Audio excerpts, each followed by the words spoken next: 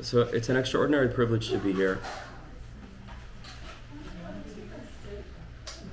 and to be sitting here with all of you.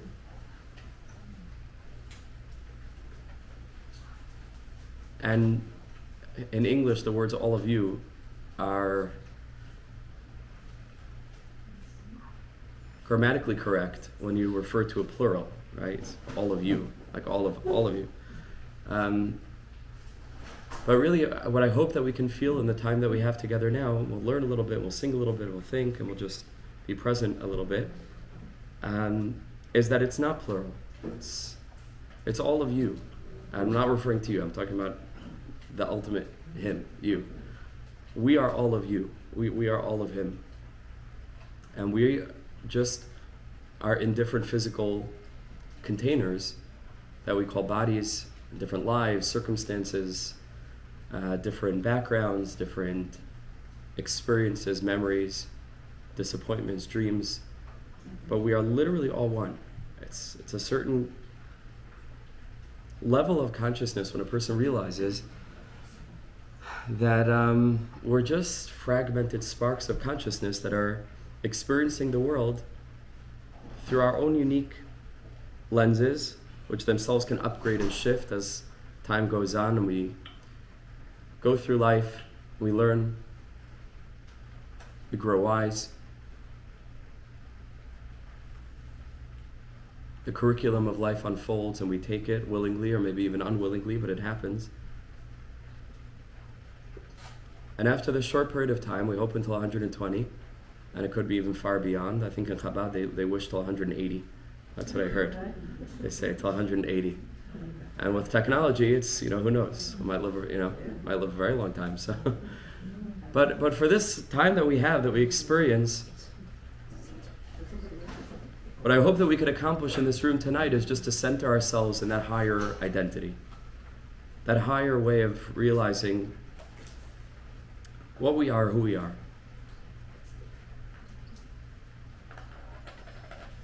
This is why there's so much holiness when a great, great, great large group of Jews gets together. The verse says, Barav am hadras melech. The greater the crowd, the greater the glory to the king. But on a spiritual level, it's very simple and very visceral. It's just more spirit. So every new person that comes, it's another concentration of immense spirituality. And as history unfolds, the spirituality compounds, because we are each a product of generations and generations and generations of great people who sacrificed a great deal, a whole lot, so that you and I can be sitting in such a setting tonight, that we can be conscious of our Judaism and awake to why we're alive and what we're trying to accomplish in this world. It's not a simple thing. They're all here with us now. They're in us. And so it's really all one. It's really, really all one. And the verse that says, V'ahavta l'reacha kamocha, very famous verse, you shall love the other like you love yourself. The great Kabbalists say, it isn't simply just like every person loves themselves, you should love somebody else. It means V'ahavta l'reacha kamocha means that we come to the realization that the other is you. It is you. What would that be like, to care for someone else like you care for yourself? To be as empathetic towards someone else as we are to ourselves. Great tzaddikim, great righteous people lived on this level. To them, every single story they heard, it was their story, because even though they were living life out of their own personal body, but in their consciousness, they were aware that they're just one data point in a much larger algorithm. Much, much, much larger algorithm. And we're all connected in that way. And so I just want to ground the consciousness of tonight and the learning that we'll do together is to try to feel that way just for a little bit. We should climb out of the more external layers of our identity and to try to realize we're one. So it's all of you, but singular you. It's all of us. It's all of him. It's all of it. It's all.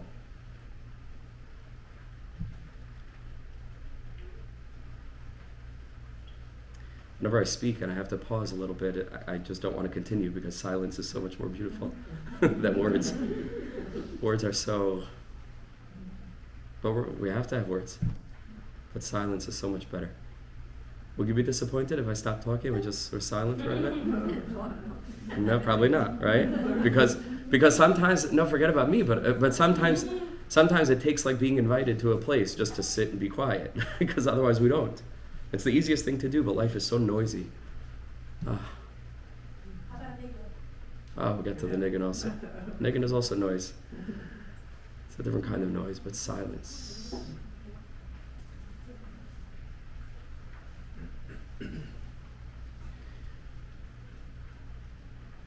So Bracha mentioned before a great tzaddik, a great spiritual master, a luminary, a soul doctor really, a healer, who was called Rabbi Nachman of Breslov.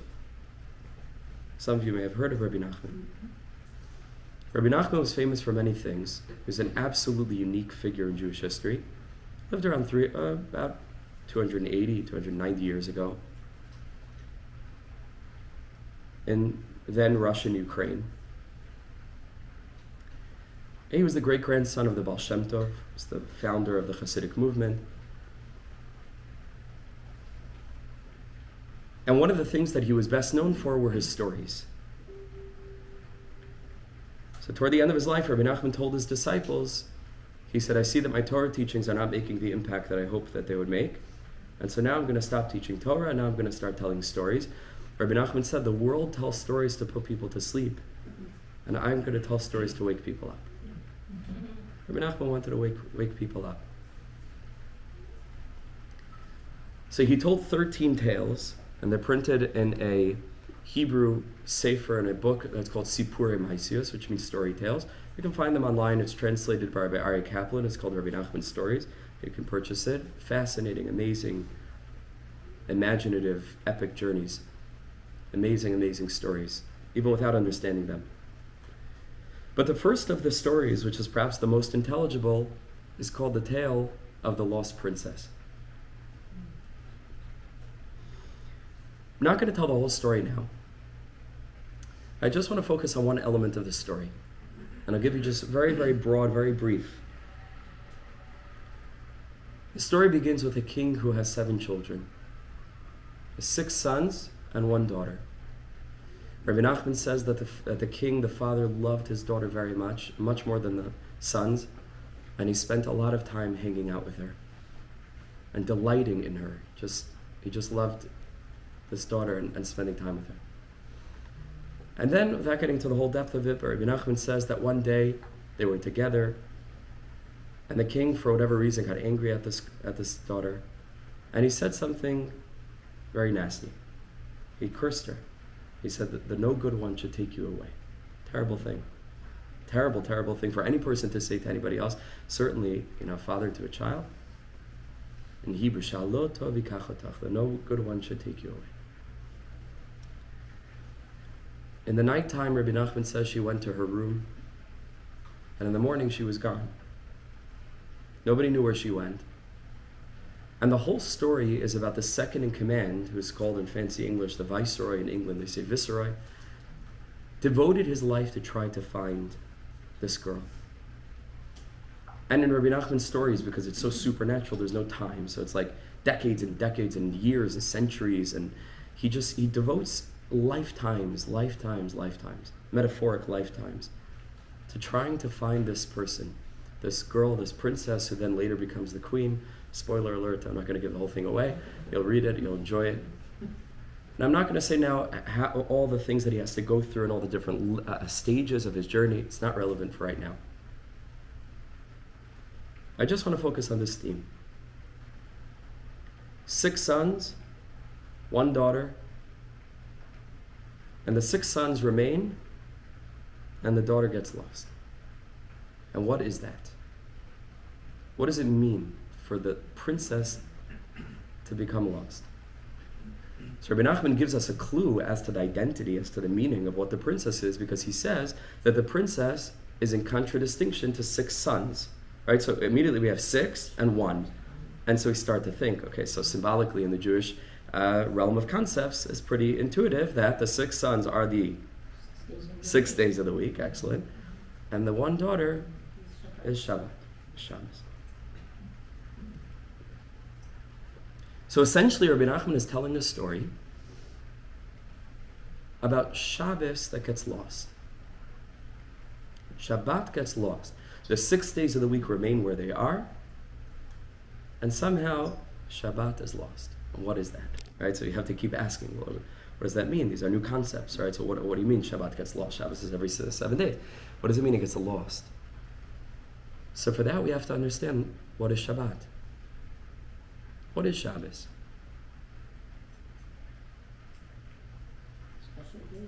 It's a special day. It's a very special day. What's the nature of the specialness? There are many special days. What's the whole thing of Shabbos? So it's a day of rest. It's a day of neshama. It's a day of spirituality. God created the world in 6 days. He rested on the 7th day. One of the most important texts to help us understand what Shabbos is supposed to be is a text that we don't think to learn, because it's a text that we're meant to say. And it's the text of Lecha Dodi. Friday night, it's something that we sing. We're privileged enough to go to synagogue. We're familiar with many of the stanzas. Lecha Dodi lekrat kala, we say, let the groom come to greet the bride. The Jewish nation, this is how it used to be with the great Kabbalist in the city of Safed in Svat. They used to actually go out into the fields and they would watch the sunset and they would receive the bride that is Shabbat. Shabbat is called the bride. It's a feminine element. And the whole text is Kabbalistic. Every line, every word. There's incredible depth in Lecha Dodi. Most people don't study it. It's just nice to sing it. But it's an incredibly deep text. It was written by one of the greatest Kabbalists who lived in Tzfat. So he would have experienced going out, actually. He was documenting what he himself experienced. Now today in synagogues, it's not exactly that kind of experience. One day again it will be, but now, we sit in square box synagogues, with very little contact with nature. And, Judaism is not the way that it's supposed to really be, but it will change. We'll have synagogues that are out in the fields, and one day, if I have anything to do with it, I'm going to try my best. Bracha's already working on it, and she's ahead. I'm just following her. She has all the visions. But this is how it was, and this is what Lecha Dodi was.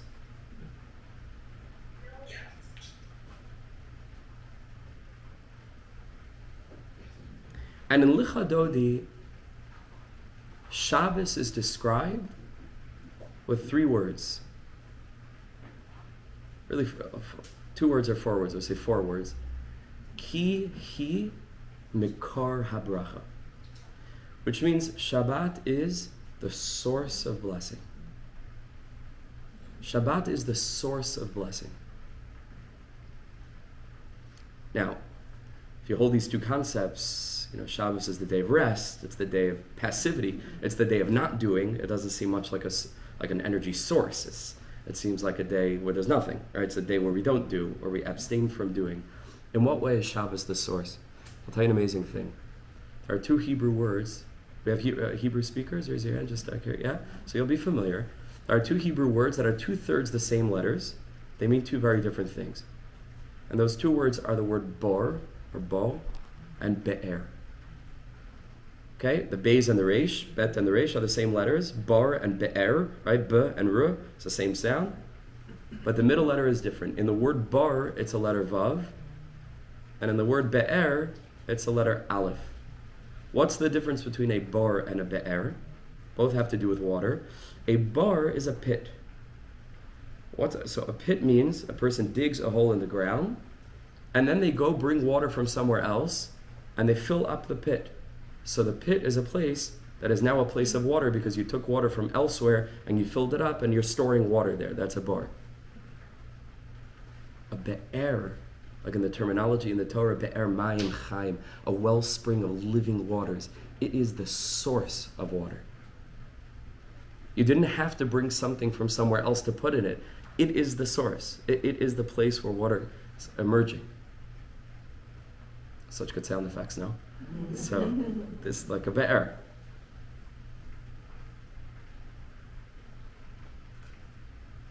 We said the difference between these 2 words is the letter aleph in the word be'er and the vav in the word bar. So numerically, The Vav is 6. It's the 6th letter of the Hebrew alphabet, so it's 6. And Aleph is 1. So here we have, if it's possible on the Zoom, just whoever's joining to mute. Thank you. So here we have the Vav and the Aleph. Here we have 6 and 1. So 6 days of the week and Shabbos. Means to say the 6 days of the week is the aspect of bar, which means that whatever energy it has, it's because it got from somewhere else. But life is not about what we do during the 6 days of the week. That stuff is necessary. It's part of life. It's the body of life. A person needs to have money in the bank account, need to have food on the table, shelter over our heads. A person has an identity in this world, what they do, what they produce. The 6 days are days of doing. Sheishet yimei ha'ma'aseh, right? They're days of doing. But it's not the essence, because I was just speaking to somebody actually, fascinating, that's why I was a little bit late, but then anyway, I turned out I was early. But I don't know, how time works here, but it's just relaxed. In London, everything is like clockwork. Much more relaxed atmosphere. Also, some people are walking. Listen, I was here at 8:04, So anyway, but I was a little bit late. I was held up because somebody in shul wanted to tell me his story. Not going to go into the whole story now, but just a short little brief thing is that part of his life, he was a fantastically successful businessman for many years, and he had a whole dramatic awakening, really a remarkable story. He got into a car accident, started seeing visions. Unbelievable story. Like, I have to process, honestly. It's just an amazing, amazing story. And it just became absolutely clear to him that he wants to teach Torah. And he sold all of his business, he sold everything, and that's what he does now. He just teaches Torah in the high school, one of the high schools. Because you can have that part of your identity, and there can be meaning on a level. So what do you do? I'm a lawyer, right? I'm a doctor, I'm a teacher. There can be meaning, and there's like how we identify and define what it is that we do. But if the what it is that we do is divorced, is separated from the who it is that we are, and what it is that I was put on this world for in the greatest existential sense, so then I'm taking water from somewhere else and I'm putting it here. So there's water, there's meaning. But the whole thing of Shabbos is the next act. So I'm opening. The whole thing of Shabbos is that Shabbos is not a day of doing. Shabbos is a day of being.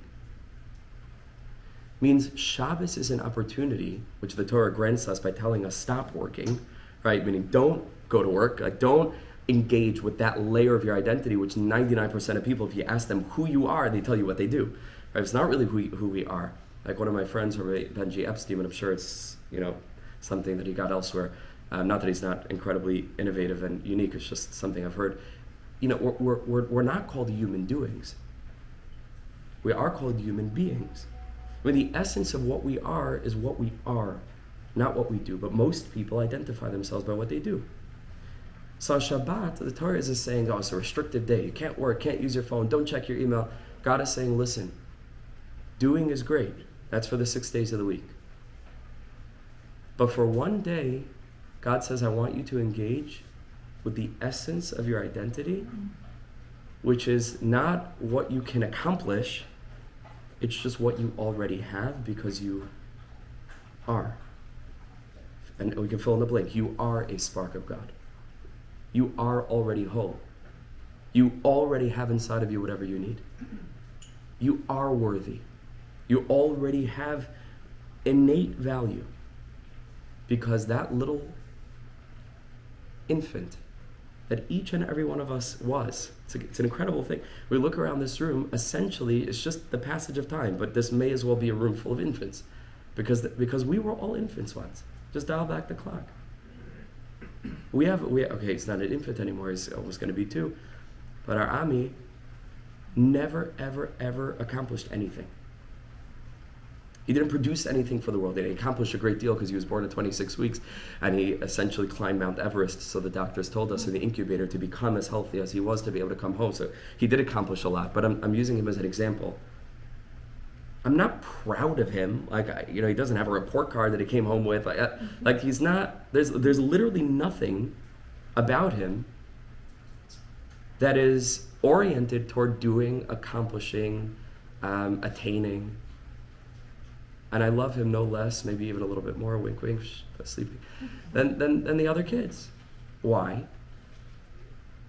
Because he exists. That's why. Because he exists. Because he's precious, because he exists. Because he is a spark of God. For some reason, while this reality should only grow stronger and deeper as children develop, somehow, in the mind of parents, it can sometimes happen that we lose sight of that. And somehow the love and the value and the appreciation shifts as our children grow and develop and become further rooted in this reality we call Olam Hazeh, which is this world. And it sort of shifts away from being and it shifts toward doing. And we have expectations. If they meet our goals, we're happy. If they don't meet our goals, we're upset. And the love sort of can fluctuate, based on our perception of their accomplishments or lack thereof. And it's a crazy delusion, because what changed? On the contrary, the human flourishes, the greatness of our humanity like a seed blossoms as a child gets older and older and is able to mature and develop until they're able to think for themselves. They become their own people. There's a moment where they cross the boundary, 17, 18, 19, 20, and there's this awkward phase where it's your kid, but now they're, and then they can become a parent of their own. They're their own people, but they're still your children, but they're their own people. They blossom. Their capacities expand. They make their own choices like we made our own choices. Like our parents made their own choices and their parents before them. Meaning to say the innate greatness that each and every infant has qua infant because they're alive only flourishes and develops and grows. But we live in a world of the 6 days of the week. We live in a world where Shabbos or Shabbat has gotten lost. And in the world that we live in, value is placed on the externals. Value is placed on portfolio. Value is based on some kind of evidential proof. You can show something for yourself. And we become brainwashed to start to look at ourselves through the eyes of the 6 days of the week. And it is a terrible, terrible tragedy. And that is what Rabbi Nachman is speaking about. He says, I want to tell you a story. There used to be 6 days of the week and Shabbos. And guess what? The 6 days of the week flowed forth from the source of blessing that was Shabbos, where you didn't need to get water from somewhere else and fill it. You were the source of water. You were the source of blessing. Because you already are. And then hopefully everything that you did during the 6 days of the week flowed naturally from that innate sense of groundedness, from that innate sense of worth, from that innate sense of value, recognizing I have what to share with the world and I intend to share it with the world. Not because I need to prove something to myself or to others in order to feel like I matter, but because I matter. It's not I feel like I matter. I matter. Because my little, lowercase I is really just masking the uppercase I of God. Because he matters, because it matters, because existence is existence, because God is real. He is the reason behind all reasons. He is. And our whole job in this life is to come to that consciousness, wake up, like Rabbi Nachman said, to wake up to that realization that me and my own personality, where I am a soul that appears to be powering a body, is itself being powered by the soul of my soul, which is the divine. I am not free. I belong to someone. All of us belong to someone. We say in the Shemona Esrei, in the Amidah, Vekona Hakol. God acquires everything. Life is not free. It means I'm here for a mission. I have a job to do. But first I have to know what I am. If I can realize my innate worth as a result of my consciousness that I am a spark of the infinite Creator who created me in His image, and to learn what that means. What is it to be created in the image of God? Why does a human being have 10 fingers and not 13? I could type much faster with 13 fingers. Evolution could have given me 20 fingers, and then I could write 10 times as many books. Why do I have 2 parts of my brain and not 4? Why does the human body look the way that it does? What is the physical form of the human body manifesting on the physical realm, what exists on the metaphysical, spiritual realm? And we can learn about these things. And then a person begins to appreciate what they are. To speak a lot in the world, especially with women, body image and etc. And just to look in the mirror and to see God. That's first, before anything else. Just to recognize we are literal manifestations of the divine. Every human being that you pass by on the street is a walking, whether they know it or not, whether they'll ever know it, or maybe they will never know it. But I hope and I deeply pray that every human being should know it, because what a tragedy.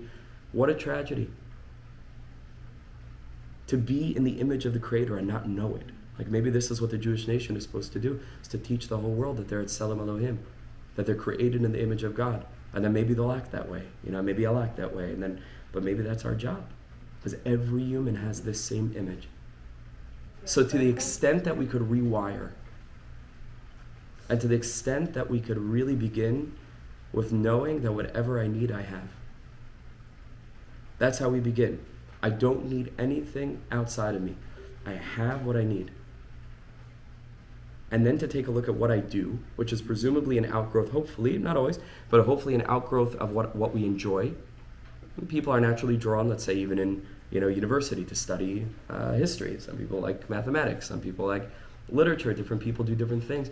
And then to say, okay, how can I make sure that what my occupation is during the 6 days of the week, and whatever role that is, whether a person works, whether a person's a mother, a husband, a wife, whether a person is involved in community, whatever it is that a person does, right, on the level of doing, how can I make sure that all of that is a bar, is a receptacle for the be'er, for that life force of the Shabbat energy of being, so that it's not that my identity is based on what I do then, it's that what I do then is a container for my core identity. I don't need any of it. I don't need any of it. I don't do it because I need it. I do it because I really believe in it. I don't need anything. I already have everything I need, but I'm on a mission. What would it be like to look in the mirror and to see that? Irrespective of anything on the external level, what we did, what we didn't do, what our challenges are, our struggles, our difficulties, our failures, our disappointments, makes no difference. I'm talking about a deeper level. Put the 6 days of the week on the side. They're important, we need them. But just to be grounded in Shabbat consciousness, at least on Shabbat, but maybe all the time. I look at the mirror, this is what I see, the core identity. And to just, you can wink at yourself in the mirror, you can smile at yourself in the mirror is a very important thing to do. To be kind to ourselves and to say, you have infinity inside of you. You are a part of the infinite.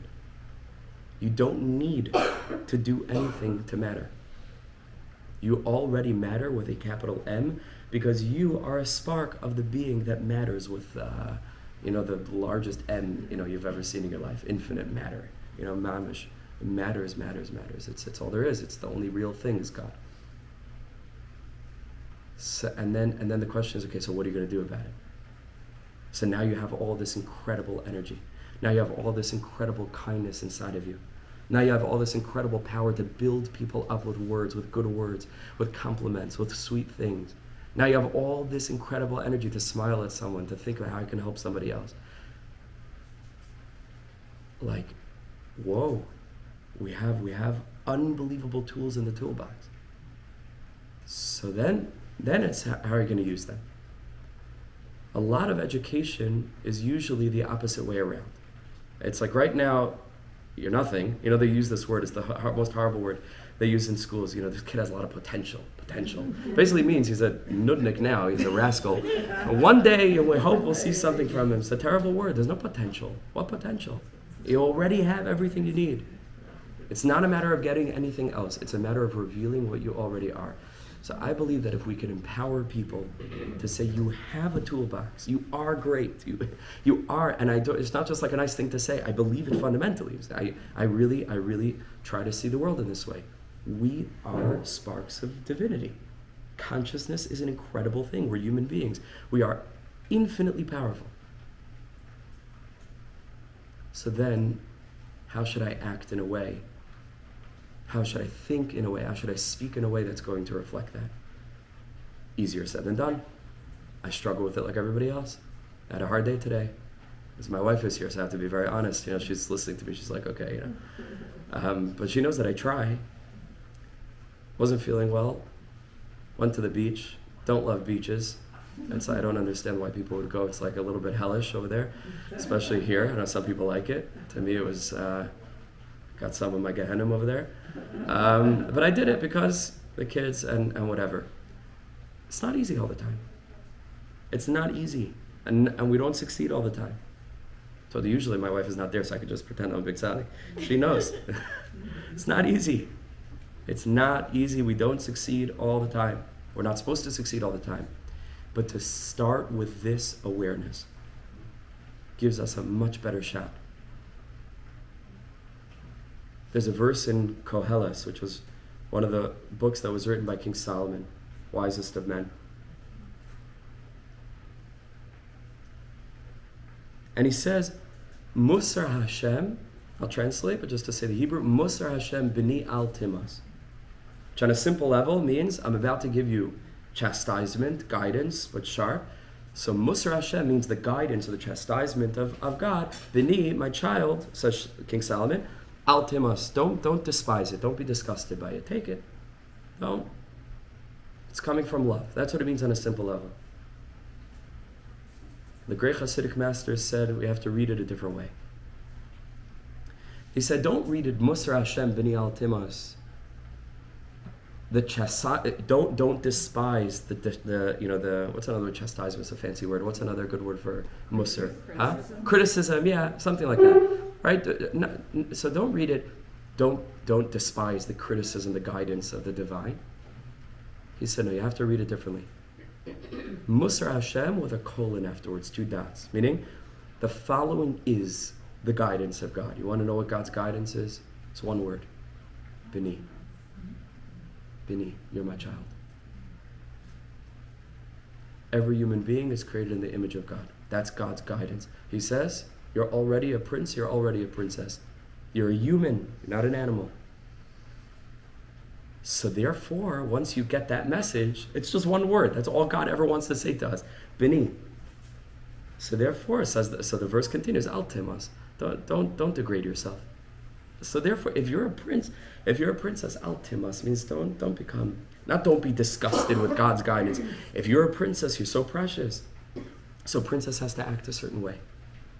A prince has to think a certain way, has to carry themselves a certain way. We don't realize how great we are. We do not realize how great we are. And a lot of times, unfortunate, but it can come from the way that we were brought up.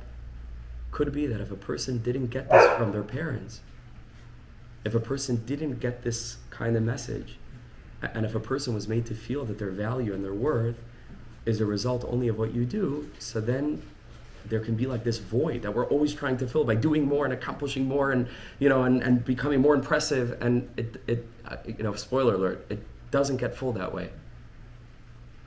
It doesn't get full that way because the only reason we had the void in the first place is because that's the way we think. On the contrary, it makes the void deeper.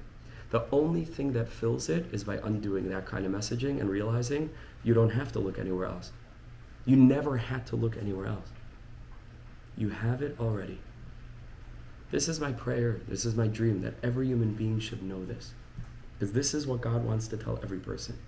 You are already whole. Now fix the world with your wholeness. Instead, everybody feels broken and runs around the world, not trying to fix other people, but trying to fill themselves, and it never gets full. And you have a bunch of miserable people with like very big, beautiful homes and yachts, and trying to get more and more and more and more things, especially in this culture. And it doesn't. And it doesn't. And it doesn't.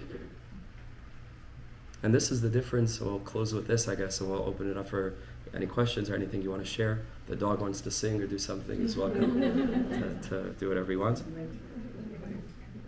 Oh, I'll sing a little bit of a song afterwards, and then we can discuss this. But I'll just share one more idea.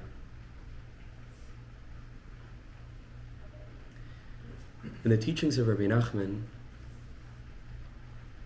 Yaakov Avinu, our patriarch Jacob, Yaakov Avinu, grandson of Abraham, of Avram Avinu, and Esav, his twin, are like two paradigms of different modes of thinking. All throughout his major work, which I'm privileged enough to teach in the mornings, Bracha can send you the link, I'm sure, to all the classes. These are two different mentalities entirely. Jacob and Esau, Yaakov and Esau. And it manifests in many, many, many, many ways. I'll just say one quick one, because you literally see it in their interaction that they had when Esau, will be familiar to many of us, comes in from the field. He's been hunting the whole day, and is a whole day of, just physical, corporeal desire and hedonism and eating and killing and terrible things. And he comes in, he's very tired, and he sees that Yaakov is cooking the lentil soup, right, for his father, because it was the custom. Yaakov was sitting Shiva for his father, and lentils are round, and it's the circle of life, and he was making lentils. And Esau just says, pour it down my throat. He doesn't even refer to the kind of food. He just, give me the red stuff, just like the most external aspect, which is give me what's in the pot, pour it down my throat, like an animal. And Yaakov says, not so fast, you have to buy it, it's mine. And what does he sell? He sells away his birthright. Like, he sells away something that to him doesn't matter, because it's just it's an immaterial thing, and he's all about the physical world. His name even implies that, because the name Esav, Rashi tells us, comes from the word asui, which means created, right? Which is a reference to the physical world. He's all about the material. He's just, give me the red stuff. He'll sell everything, he doesn't care. Right now, he just wants the moment. And he sells it away. And that's what Esav is like. Esav is a person who's oriented toward the world of things. Esav is connected to the 6 days of the week, to the days of doing. Sheishas Yamim ta'aseh. The word ta'aseh is linked to the word Esav. Ta'aseh, ayin, sin. Esav, ta'aseh, means to do, to create, to accomplish. That's Esav. And Yaakov Avinu is a Shabbos person. Yaakov Avinu is a Shabbos for him the whole time. Even when he's at work, even when he's taking care of the kids, even when he's doing it. But Yaakov Avinu is plugged into that consciousness of, I'm not doing this because I need it. I'm doing this because I'm a king. This is my mission. It's a whole different energy. It's without urgency. It's with peace of mind. It's with presence of mind. It's with dignity. It's with centeredness, rootedness. And so Yaakov and Esav meet many years later. When Yaakov is coming back from Lavan, when he worked there for 14 years, he marries Rachel. Leah first, he marries Rachel. And he has all these flocks. And he sends them, everything is very deep, not going into all the symbolism. And he sends him different flocks of sheep and different gifts as a tribute. And they have a pleasantly surprising, they have a nice encounter. And as they're parting, Esav says to Yaakov, please, will you take some of my things? And the words that Esav uses is, he says, Yesh li rav. He says, I have plenty. I don't need all of this. You can have some of it. And do you remember what Yaakov Avinu replies? He says, I don't need it. You know why? Yesh li kol. Yesh li kol.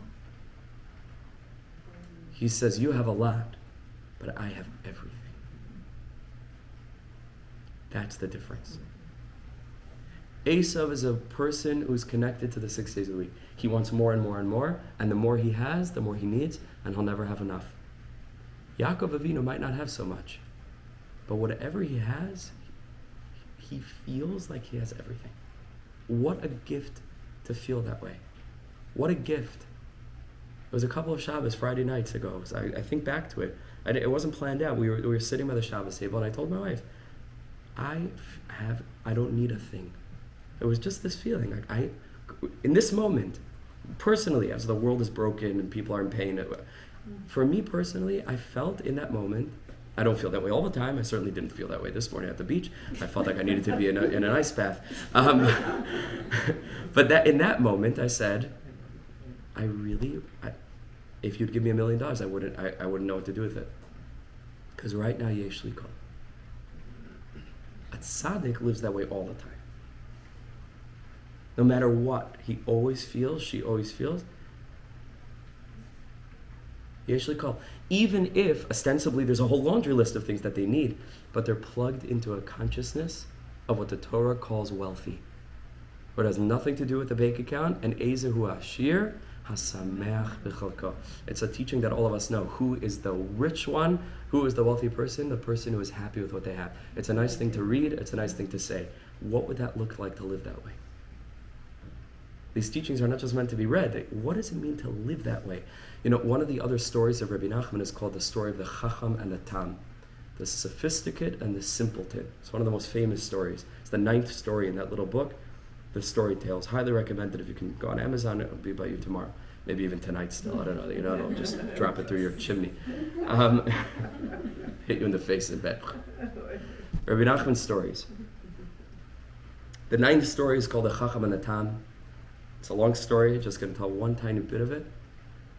It's basically about these 2 boys who grow up as childhood friends, and one of them is naturally very clever, very sophisticated person, and the other one is very simple. By nature, it doesn't mean he's stupid, he's not dumb, he's just simple, naive. Just a different, it could be naive, but in a good way, like not in a bad way, in a good way, innocent, very tamim, like a simple, wholesome, you know, hard to translate, tam means it.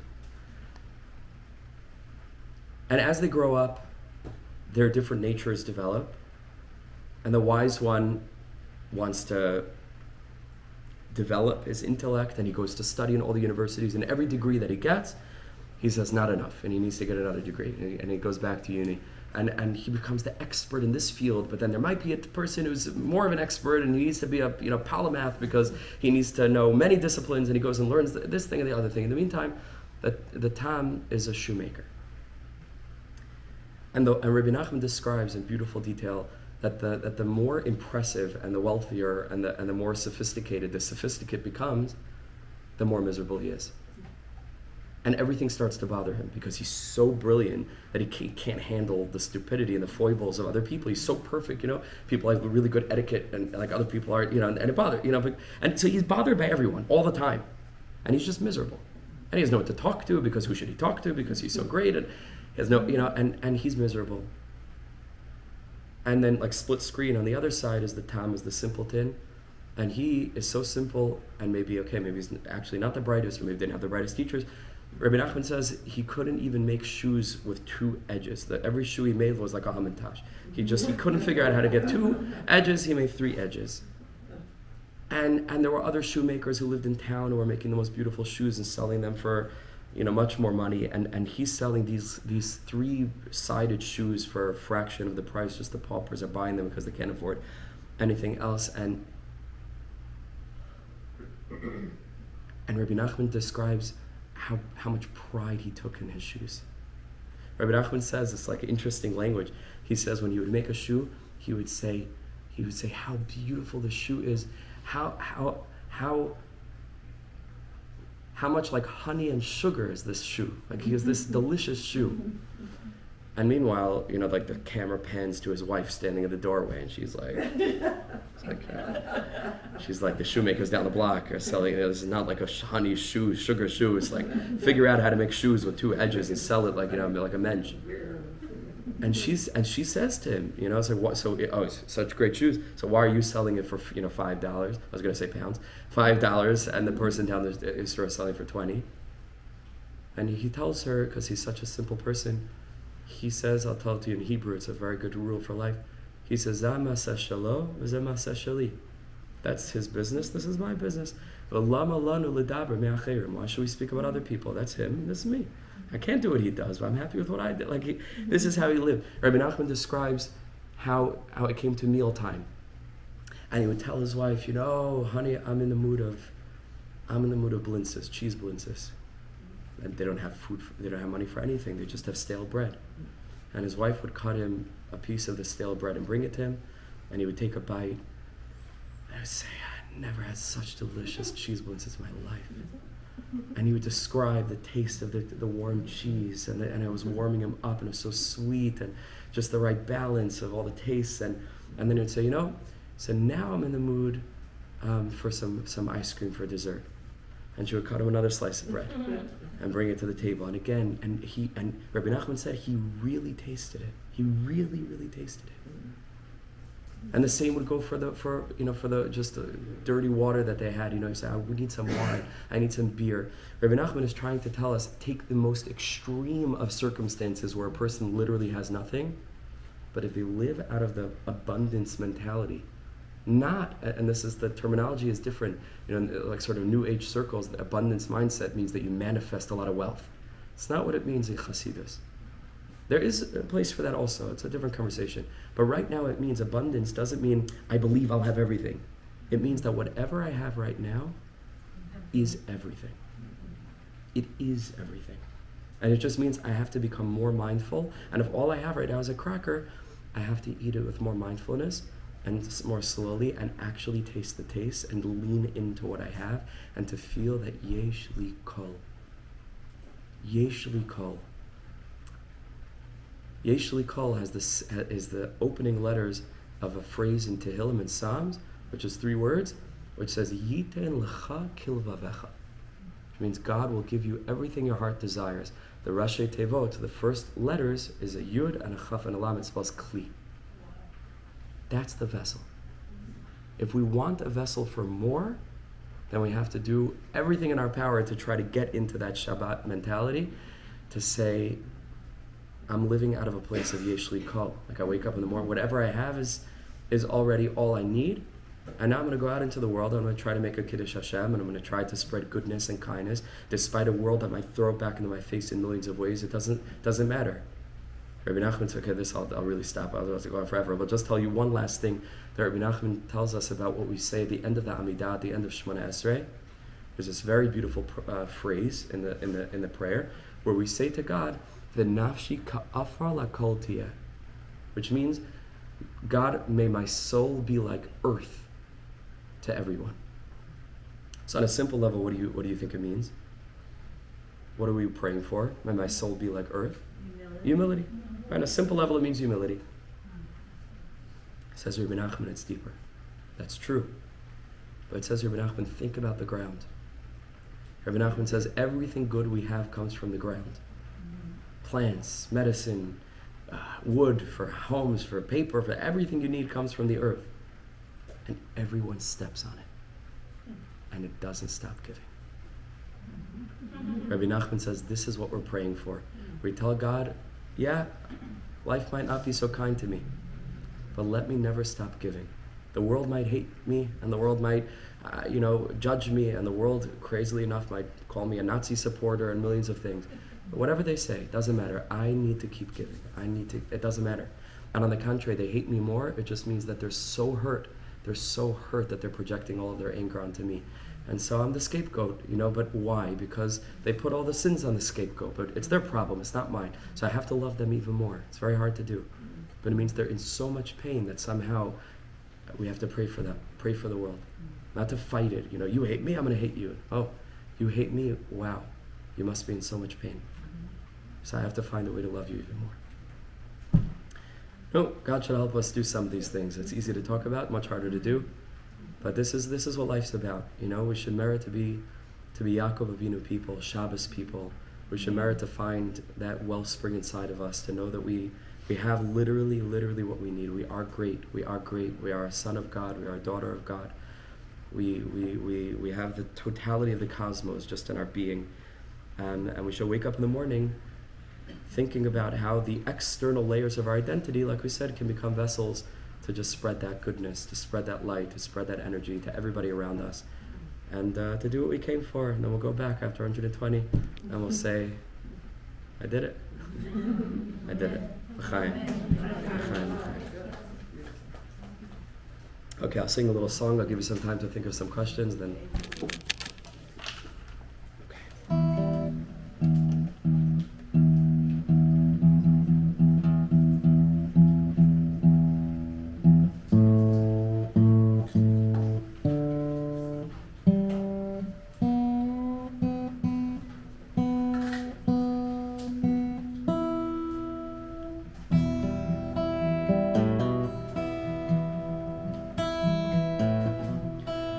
Master of the universe, I will sing a song to you. Where will I find you? But where will I not find you? Where I go, oh, there you are. Where I stay, there you are too.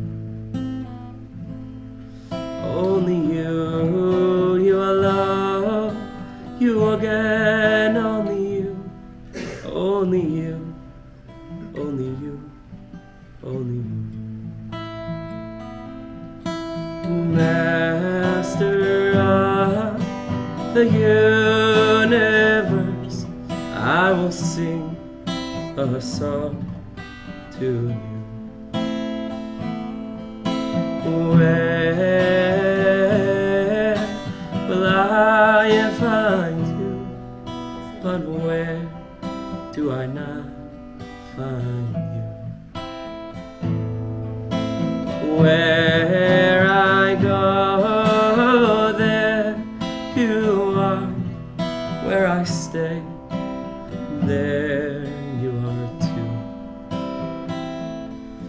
Only you, you alone, you again, only you, only you, only you, only you.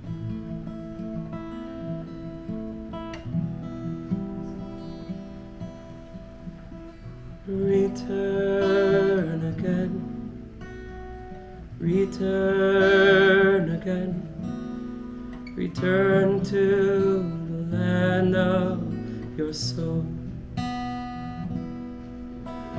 Return again, return again, return to the land of your soul. Return to who you are, return to what you are, return to where you are born and reborn again.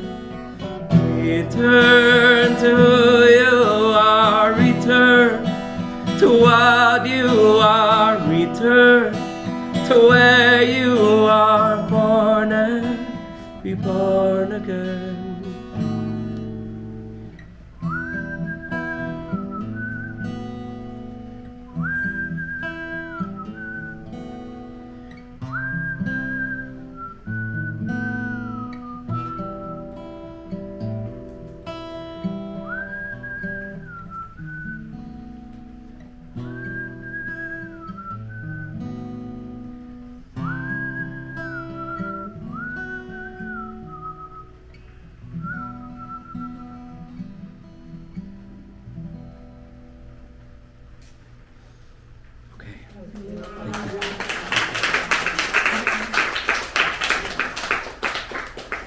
Okay, if anybody wants to ask anything or say anything, the floor is open.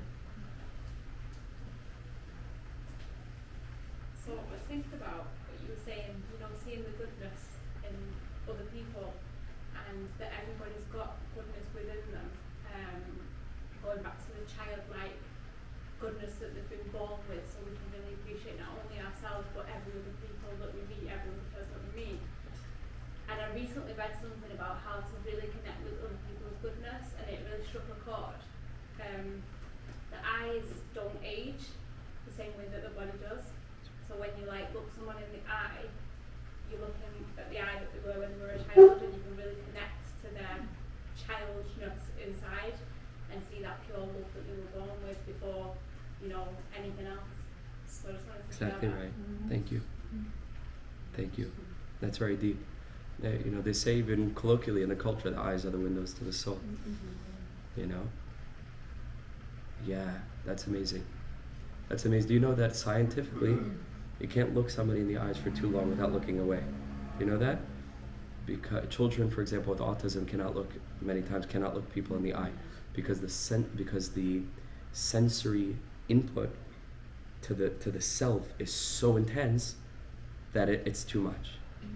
It's too much. It's like looking at yourself in the mirror for too long. It's like it's a bit weird, you know. It's like I exist. Oh my gosh, I'm looking at me. Like what? You know, it's like you have to just flush the toilet and leave, you know. But this is how it is. It's very deep. Because you're gazing into the person. You know, there was a French philosopher by the name of Emmanuel Levinas. Some of you may have heard of Levinas. He was the philosopher of the face.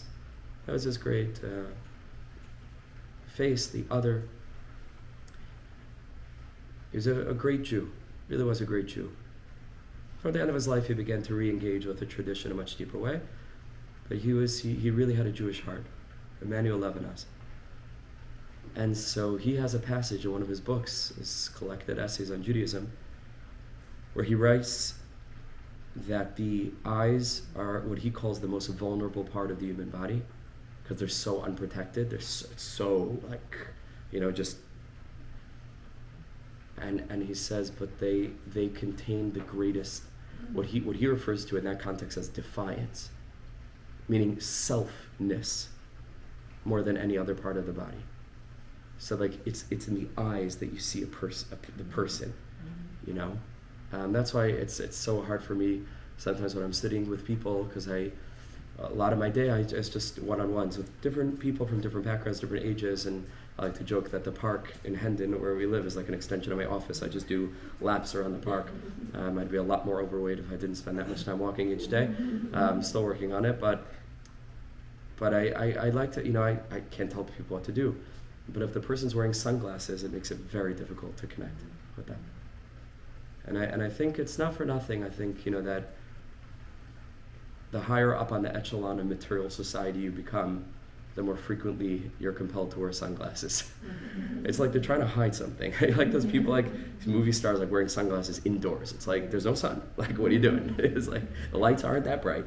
You know, what is it? It's because I don't know what it is, but it's probably some externalization of a lack of comfort with oneself that would lead people to become super achievers in a hyper materialistic society. But just on a one-to-one level, it's very difficult if someone's wearing sunglasses because that's the person. You know, what else should I look at if not the eyes? So thank you. It's very, very deep and real. Yeah. So on the practical side, when a person finds themselves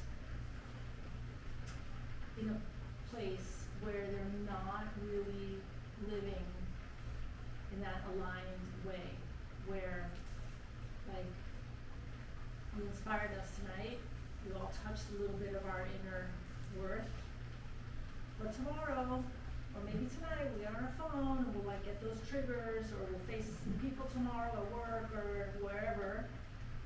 What would you say, or what do the sages say to, I don't know, to like either like cut, you know, like to get out of that downward spiral when you find yourself, oh my gosh, like this doesn't make sense, this doesn't match what I know is supposed to be true compared to like what really I should or could be doing. Yeah, it's a deep question. You know, I'm reminded of a story with the Baal Shem Tov. He was going to pass away. It was toward the end of his life, and his students asked him, Who should we go to next? Like, who should take over? Who should be the Rebbe? I believe it was the Baal Shem Tov. It could be wrong, but it's like Mad Libs, like Hasidic Mad Libs, just insert your favorite Hasidic rabbi. Doesn't really matter. The story's true, it doesn't matter.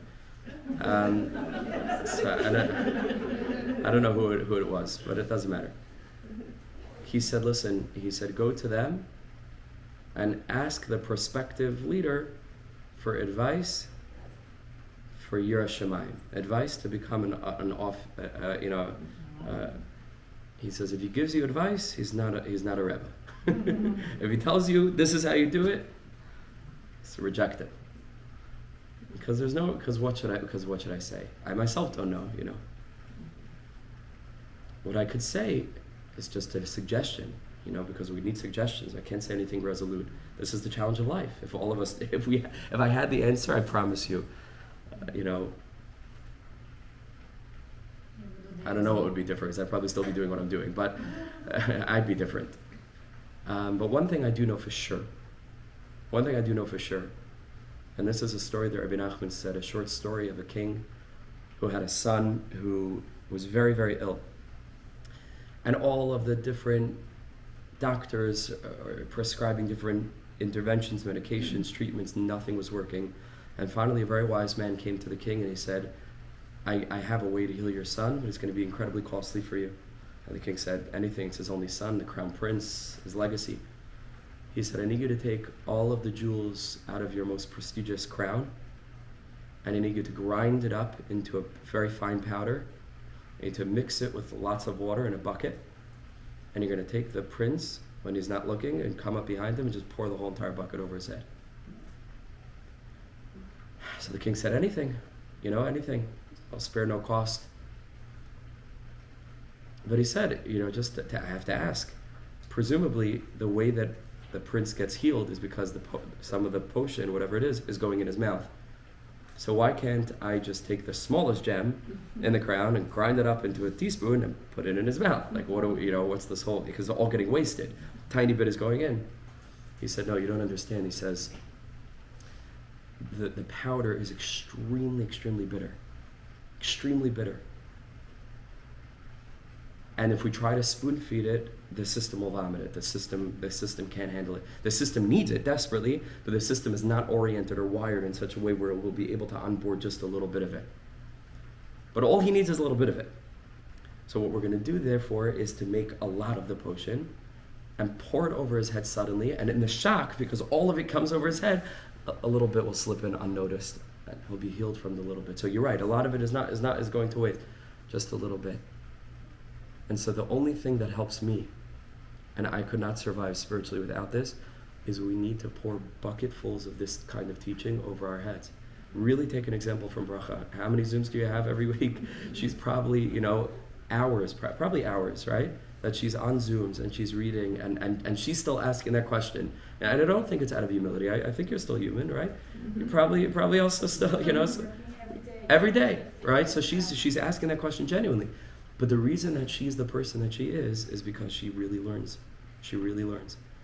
And I try to really learn, so it's like, well, we had a class, but then, we're going to go away from the class. So don't go away from the class. Have another class tomorrow. Have another class tomorrow. And today, Bracha can point you in the way of many, many wonderful teachers who are teaching Torah that can help you, become really anchored. Because it really is that, the tzaddikim are connected to memory. The verse says, Zecher tzadik livracha. That tzaddik is connected to blessed memory. Zecher tzadik livracha. Oh my goodness. He approves. He says, yes, that's right. So, Zecher tzadik livracha. Who knows what kind of soul he is? That pasuk maybe reminded him of something. Who knows? Right? I was talking about memory. So the tzaddik's job is to remind. So that all the teachings of the tzaddikim mean to do is just to remind us of very simple core truths that the whole world does everything in its power to make us forget. Everything on our phones, everything everywhere is literally designed to distract us. So what's the eitzah?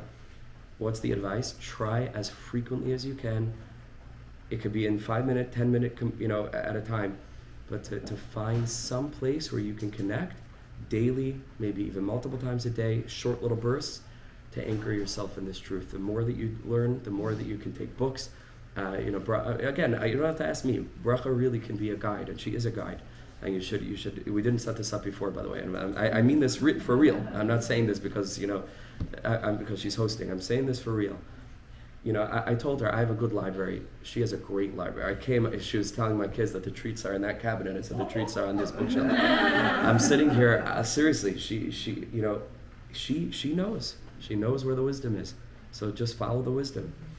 And that's really it. And you don't stay there all the time. But to give ourselves a fighting chance, bucketfuls we need, and then maybe a little bit goes in. But bucketfuls of Hasidus, bucketfuls of what's called Penimiyus HaTorah, the interior dimension of Torah, bucketfuls of soul teaching, spiritual teaching, compassionate teaching. This is what our generation needs. This is what many of us didn't get. So we need it. So get it. That's it. Yeah. I'm just connecting with something you said about self-esteem. This is my baby brother, by the way. And he's the best of the bunch. No, that's not true. I read a book on self-esteem, and it really made an impression on me. It said, you're worthy because you exist, period. End of sentence. Like, you're worthy because, and it's not even a Jewish book. It's just that we all have a soul, and if God sent us down to this world, we're worthy, all of us. You don't need to do anything, you don't need to even have a job, like nothing. And it just made such an impression on me. That's right. That's right. And that was going back to what I was saying earlier about the infant, right? Like with an infant, you literally see that because they don't do anything. They just exist, and we adore them and we cherish them. It's like an unbelievable thing. And then as they get older, like I said, and then like somehow that changes for some reason. It shouldn't. It shouldn't. Every human being is literally precious, no less precious than a baby that you do everything to protect. I think it's because the baby is innate and spontaneous, and you kind of, I think, touch the baby that is in you, and so you feel like you're rejuvenated Wow. when you're in contact with it, Yeah. because it reminds you of your innate baby. Wonderful. Yeah, so. Wonderful. So if we can find the baby So in it's, every person. So as they grow, unfortunately, as you grow, you kind of mask that because you think that it's not appropriate or it's not, so you're not spontaneous the same way. That's right. That's right. That's right. You have to bring back that energy, see that energy in others. That's the goal. Yeah. I just want to go back to Bracha's point. I appreciate and I see the value of, the learning and the shiurim,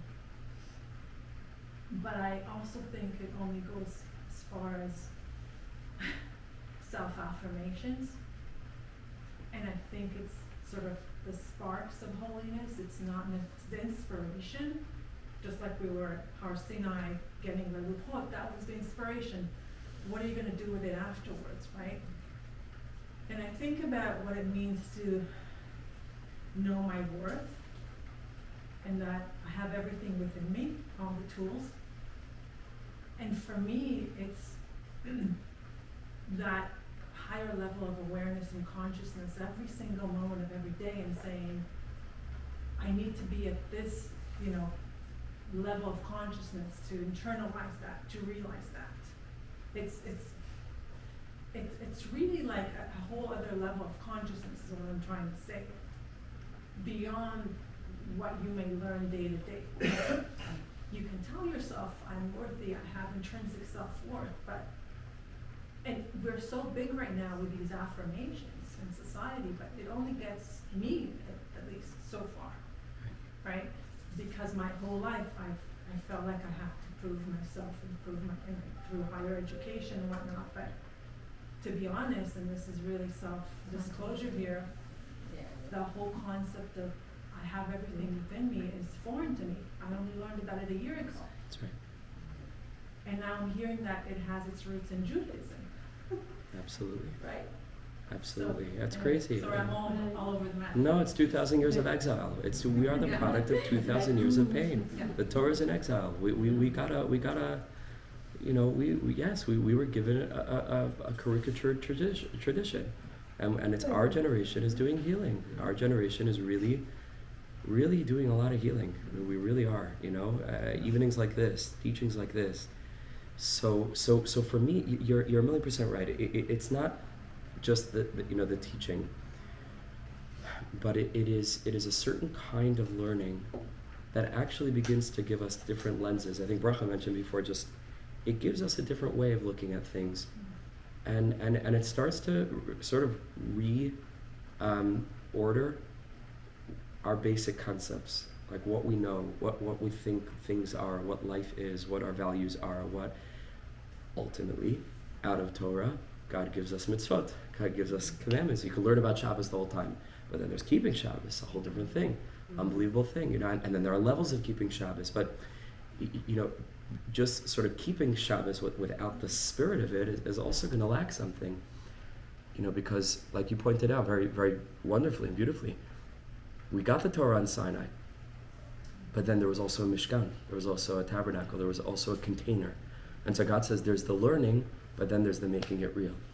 And then there's the acts of kindness, there's the acts of really putting it into our day. So I was just suggesting one way is what's it called, is classes. And for me, that's what did it for me. That's why I know there are other people, you know, there are certain meditations that do it for them. For me, it was, I'm more of like an intellect-oriented person. I need to learn, you know, things. And for me, that it changed my whole life. And I'm not against any of the other things. There are many, many things that a person can do. There's breath work. Is incredibly grounding and powerful. There's so many different modalities and different things. I was just giving one suggestion. There are many, many, many.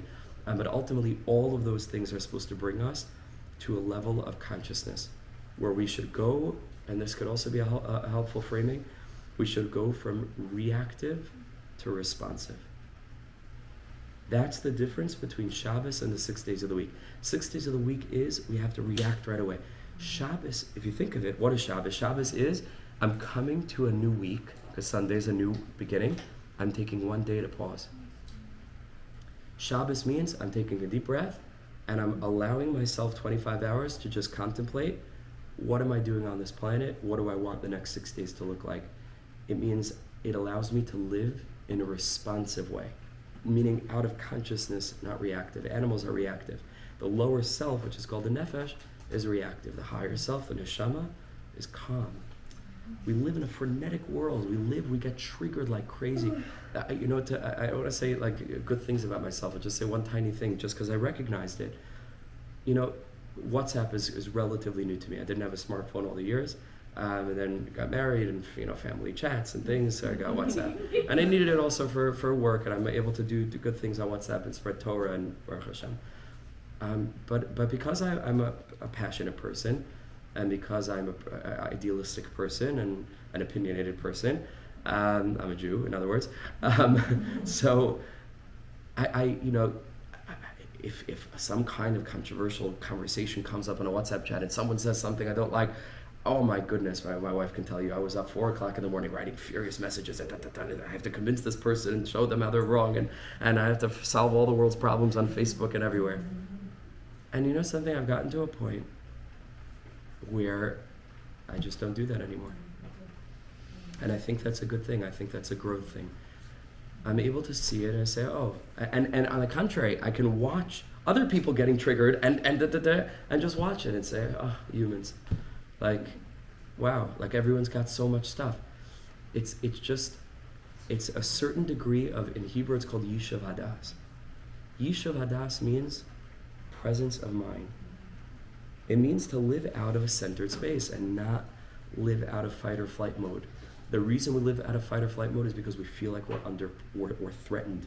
And the reason we feel like we're threatened all the time is because many of us didn't grow up with knowing that we're safe, that we're already safe. We weren't taken care of properly, as many of us.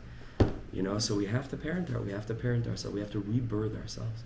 It's like we should see ourselves, or a part of ourselves, like we're in our own womb and nurturing ourselves.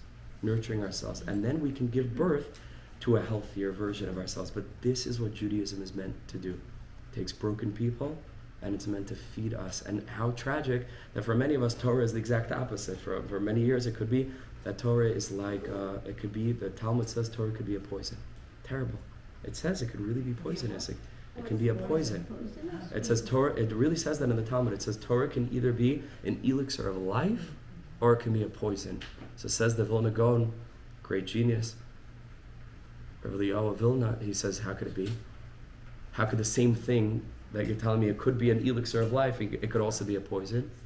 Says the Vilna Gaon, very, very powerful thing. He says, because you can have a seed, take a seed from an apple, take a seed from some kind of fruit, and it can have all of the sunlight in the world it needs, and it can have all the water in the world that it needs, and if it doesn't have a third component, nothing will be able to happen with it. What's the third component it needs? Sunlight, water, fertile ground, fertile earth, nutrients, good earth. So the Vilna Gaon says Torah is a seed. It depends what kind of earth you planted in. If the Torah comes into the life of a person who's not emotionally well and who has all these negative self-beliefs, is going to project them onto God. Because we do to God how we felt toward our parents. That's exactly how it is. And if to our parents it wasn't so healthy, which many of us is that way, so then we think of God the same way, and Torah can kill us. Torah just adds pressure onto pressure. And now not only do I have to be a good person, I have to be a religious person. And not only is a religious person, a super religious person, and I have to do all this stuff, and if I don't, but if you take the Torah and you put it in good earth, healthy earth, so then the Torah is the sweetest thing. A lot of our work, therefore, our Torah work, our religious work, is not right away to work on the religious stuff, is to make sure that we have healthy earth. That's the first thing. And then whatever Torah has already been planted, you'll see, it will change. Shabbos will change. Davening, tefillah will change. Prayer will change. Mitzvah observance will change. It becomes something else. It becomes something else. 9:46 p.m. You set that up to let me know that I should. She hit that button. Let him know it's getting a bit late. Okay, I think we'll do one more question. Yeah? It was a statement though. It was Yeah. about the inner child. Thank you so much for joining us. Thank you so How much. Good evening. Thank you. still mentioned, though. I'll revert back to it. The inner child. Yeah. My friends, they were in an argument, boyfriend and girlfriend arguing really badly, and a therapist suggested for him to put his baby picture on top of the television that they watch like all the time, and for her to put her baby picture. And anytime they want to argue, look at your baby pictures before you argue. It's almost like you're arguing with the baby. But how can you? Isn't that how their whole argument started? She called him a baby. No, maybe. Maybe. The whole point is that it takes away the ego, and they go back to their purest form. And they also even watch what they say to each other. Because you're not going to curse off a baby, you're going to be kind to a baby. Amazing. So I just wanted to mention that we should always go inward. Incredible. I'll tell you something very, very incredible. This story that I started with, the story of the Lost Princess, I have a book that I was privileged to write on this. That's a commentary. It's called The Story of Our Lives. It's fantastic. Baruch Hashem, thank you. We didn't set that up either, but I appreciate it. So I had a course that I developed on the book, and there were practical exercises for the different parts of the course. The first practical exercise, because I spoke a lot about youth and about the princess, the spirit of youth, as I told people, change your WhatsApp profile picture to a baby picture. That's literally what I said. A baby picture of yourself. And this is the way it was. All the people on the course, I started interacting with them, and they put up their baby picture. And they said people started asking them about, like, what's this? And it was an opportunity for them to explain to people that this is my core self. This is actually what I am. But as sophisticated adults, it's like, no, I'm not like a big adult. We're not. We're really not. And I think that that's the healing of society. So, isn't that amazing? Like, it's the same, really the same thing. Yeah, I think you had a question back there? Yeah, you were talking about the eyes before. I was reading that everything, physical problem that we have, there's a spiritual lack behind that. So I was just wondering, you know, like, you see some people, they have glasses, some Mhm. people don't have glasses. Does that mean, and since the eyes are the window to the neshama, does that mean like something is, let's go find out about that? It's hard to say. It's hard to say because we have to be very careful with generalizations. You know, we say things generally, but in spirituality, there's no hard and fast rule. That's why it's very dangerous, you know, to make a blanket statement to say, oh, this is the way it is. You know, the really righteous people are very, very cautious about that. You know, for example, if we start to say physical ailments come from a spiritual deficiency, you know, a person Nebuch is already suffering physically. Now you're telling them that it's a result of some spiritual lack. It's, you know, so we have to be careful. It's really hard to know. It's really hard to know. There's a sefer. I mean, it's called a Pri Yitzchak. You can find it online, but it's extremely cryptic. Not only it's in Hebrew, but it's very, very cryptic. Many years ago, you know, these people that knew exactly, they can come with a certain problem, and that person will be able to tell them what's the thing behind it. Obviously, I've not met somebody that. Nor have I. But it would be fascinating to know. Sure, You know, sure. People have different issues. You know what they. Sure. Definitely relevant. But I certainly don't have anything to say about it. And I have glasses myself, so what are you going to do? Yeah, so it's two quick questions about sources. One, you mentioned the levavcha and the kli. Like, Yeah. what kli is that? Where is it? Yiten lecha kil vavecha. It's a verse in Psalms in Tehillim. I don't know exactly where right now. You can just look up those words and you'll find it. Thank you so much. Yiten lecha kil vavecha. And in terms of the lecha dodi, I wanted to ask more, because like this Shabbat, it was a wild spiritual Shabbat, thank God.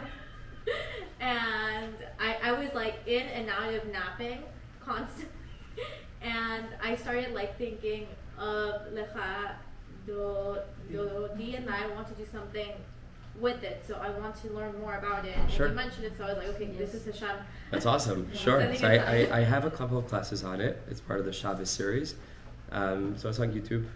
I think you'll probably know where to find the classes, the inner dimension of Shabbos. And so I give quite a bunch of classes on Lecha Dodi. Yes. So you can find things there.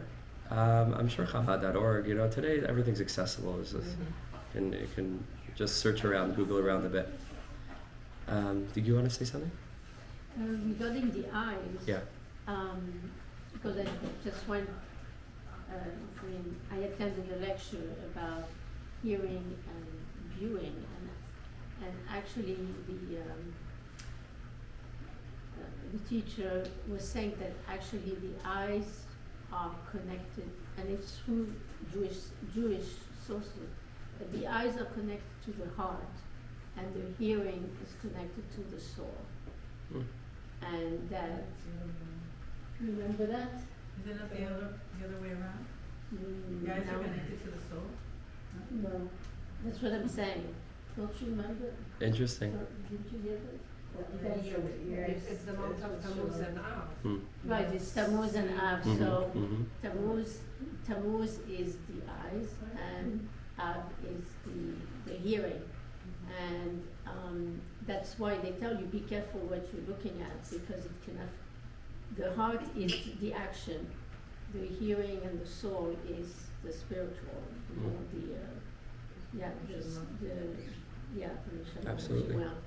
And that's why the sages are saying, be careful of what you're looking at, because it can affect the way you would react. That's more, right. more easily. So just wanted to make that comment. Absolutely. On Thank you for sharing it. the story of Thank the you. eyes. I mean, the eyes are the lenses to the soul, That's right. but at the same time, there is some other opinion. Thank you. Yes. Thank you. Okay, we'll do one more song. Yeah? What you want to say? Yeah? I have a special request. Yeah. There's one called the Tchelet Omer Layam. Yeah, I love sure. that one. Yeah, let's do it. Wake Sure. Now I'll have to give another speech for a half hour. But no. I'll just translate it. I'll just translate it. No, I'll be very quick. So our sages say that the blue in the tzitzis, which they used to have, the tchelet, which some people also wear today, it's all controversy about it. What's the purpose of it? They say tchelet domeh layam. The purple of the tzitzis is like the ocean. Yam domeh l'rakia. The ocean is similar to the sky, and rakia domeh l'kisei hakavod. And the sky is in some way going to bring you to think about the throne of glory, God's throne of glory. You should know, interestingly enough, I was meeting one of the students that I'm privileged to sit with. It's an amazing person on an incredible journey. He was asking about tzitzis, and I was telling him this, and he just started crying, just from this teaching. That something so physical can bring you to the throne of glory. Like, it was so powerful for him. It was unbelievable. So this is a little melody with those words. It goes like this. Play it up here. תכלת דומה לים, ים דומה לרקיע, הרקיע הוא דומה לכיסא הכבוד. תכלת דומה לים, ים דומה לרקיע, הרקיע הוא דומה לכיסא הכבוד, וכיסא הכבוד הוא דומה לאבן הספיר, וכיסא הכבוד לאבן הספיר.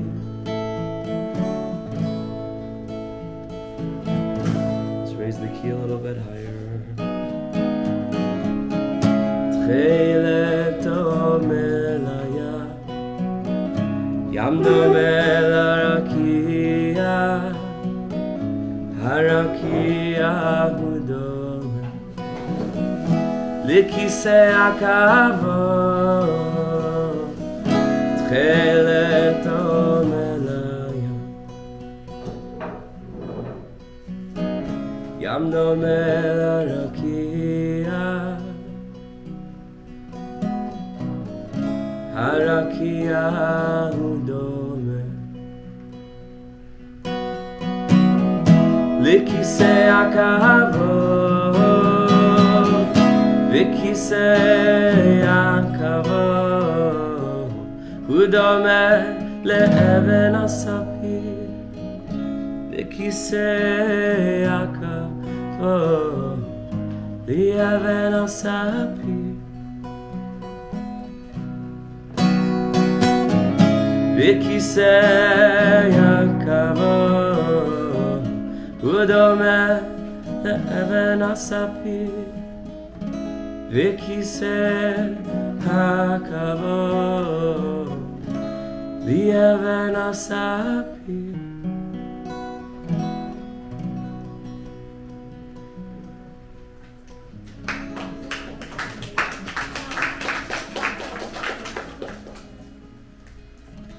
Hashem should bless us to be rooted in our innate worth. Should feel whole. Should realize everything around us is waiting for us to shine our light. We don't need anything else. Everything else needs us to be us. And we should fill the world with light, each one of us in our own way. Like our sages say, it's not on you to finish the whole job, but you can't either do nothing. Everybody contributes their little bit. Together we're going to come back to Yerushalayim. And together we'll see the fixing of the world. Amen. Thank you so much for coming. Thank you.